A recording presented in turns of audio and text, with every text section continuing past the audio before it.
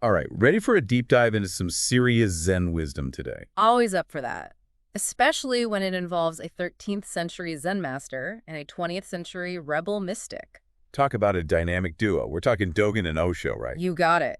And we'll be looking at how they tackled this idea of Buddha nature. Which basically means... Uncovering the potential that's already within you. That's the gist, yeah. So no need for mountaintop retreats or chanting mantras. Not unless you're into that sort of thing. This isn't about adding something new. It's more about realizing something that's already there. Exactly. Dogen would say this Buddha nature is inherent to all of us. Inherent. That's a pretty bold claim. He doesn't shy away from bold claims, that's for sure. Well, how does he back it up? Where do we even begin to unpack this? Well, Dogen talks about a process of studying the self to forget the self. Wait, how do you study something to forget it? That seems kind of counterintuitive. It's about moving beyond our usual understanding of self, The self we cling to. Ah. All our thoughts and emotions and experiences. Exactly.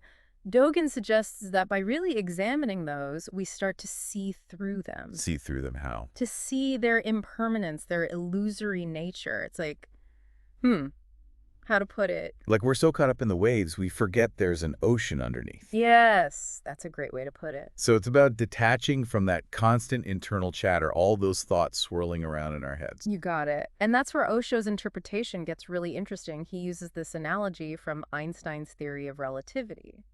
Einstein and Zen Buddhism. Okay, have my attention. Osho was a master at connecting seemingly unrelated things, but it makes sense when you think about it. Okay, so walk me through this Einstein connection. Imagine two rockets traveling at the same speed. The passengers wouldn't feel any movement relative to each other, right there. Right, they just feel still. Exactly. But to an outside observer, they'd be moving incredibly fast. So you're saying we're like those passengers, caught up in our own internal movement, blind to some kind of stillness that might be right there? And see, we're so fixated on our thoughts and emotions, we miss the underlying stillness, the Buddha nature Dogen talks about. So how do we tap into that? Is this where meditation comes in?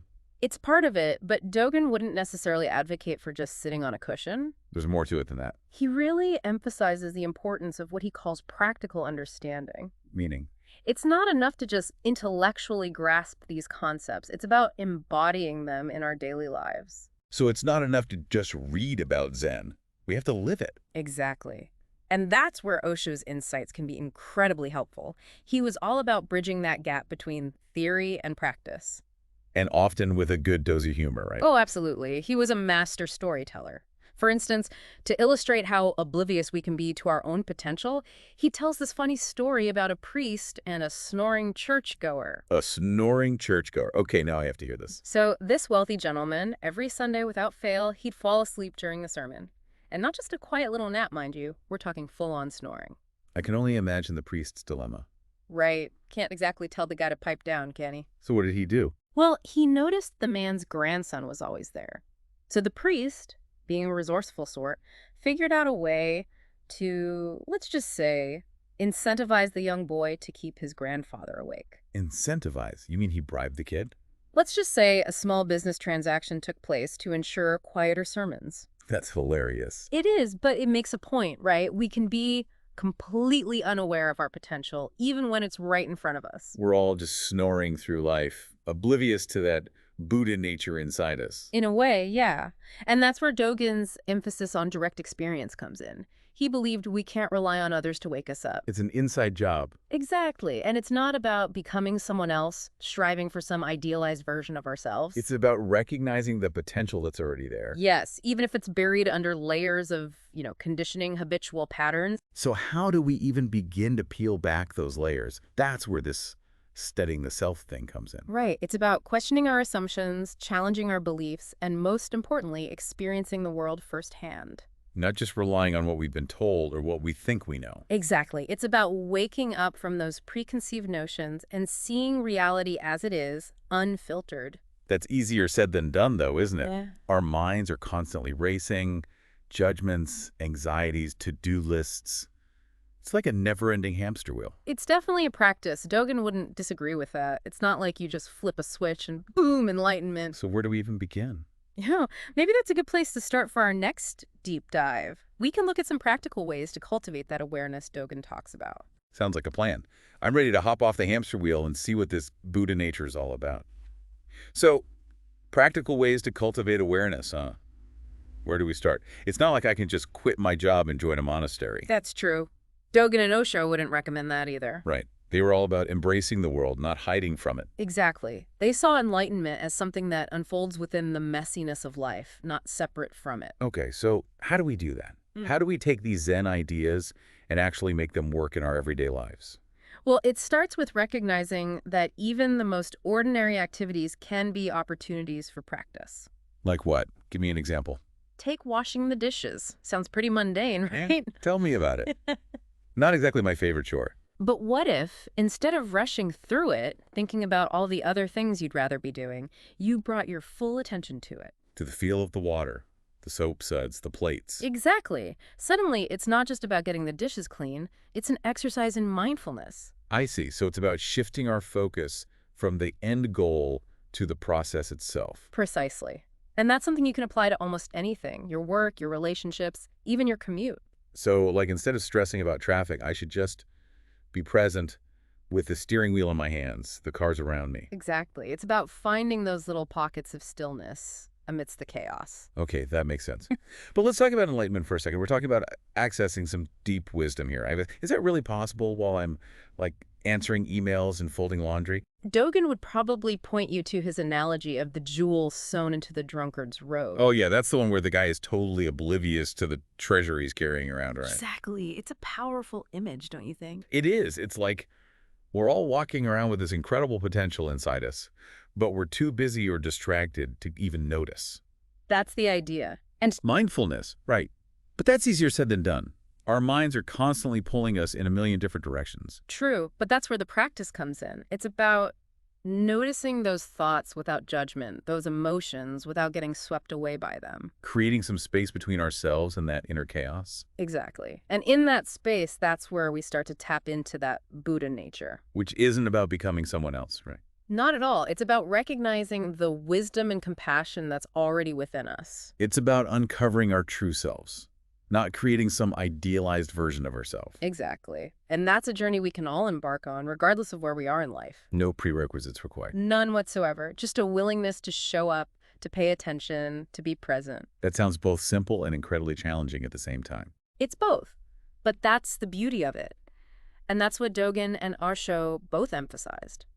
So if we want to access this Buddha nature, this inherent wisdom, it's not about seeking it out in some far-off land or through some complicated practice. It's about realizing it's been with us all along. Right here, right now. Exactly. And the more we cultivate that awareness, the more it permeates every aspect of our lives. So it's not about achieving some perfect state of enlightenment, but rather about approaching each moment with a sense of presence and curiosity. You got it. And that, my friend, is a practice that can truly transform your life. So it sounds like cultivating this Buddha nature isn't about becoming someone else or even striving for some idealized version of ourselves. Not at all. It's about recognizing and embracing our true nature just as we are.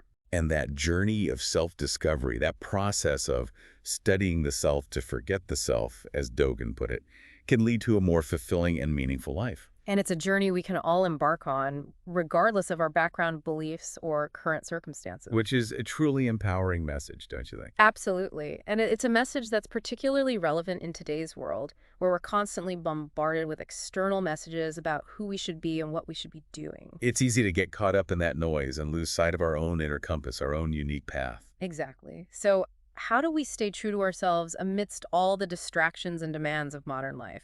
How do we cultivate that inner stillness and wisdom amidst the chaos? Well, I was going to ask you. You're the Zen expert. Oh, right. Well, for starters, it's important to remember it's a practice, not a magic switch. It's not about reaching some perfect state of enlightenment. Nope. Osho would probably say those folks are missing out on half the fun. He did have a way of challenging our assumptions. What was his take on that? Well, he used to joke that if heaven was filled with all these perfectly enlightened beings, it would probably be the most boring place in the universe. Why is that? Can you imagine everyone perfectly serene and composed all the time, afraid to make a mistake or, I don't know, crack a joke? Sounds a little stifling. Osho definitely thought so. He believed that true enlightenment was about embracing it all, the good, the bad, the joyful, the painful, the whole shebang. That makes a lot more sense to me.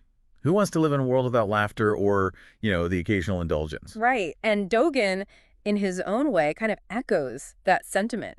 He reminds us that every day is precious. We shouldn't waste a single one. Exactly. Don't put off living until you reach some imaginary finish line called enlightenment.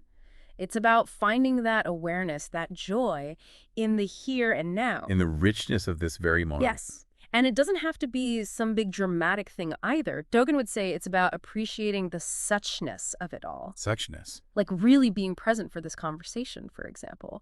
Or, say, enjoying that first cup of coffee in the morning. Savoring the little things. Exactly. The way the sunlight streams through the window, the feeling of the breeze on your skin.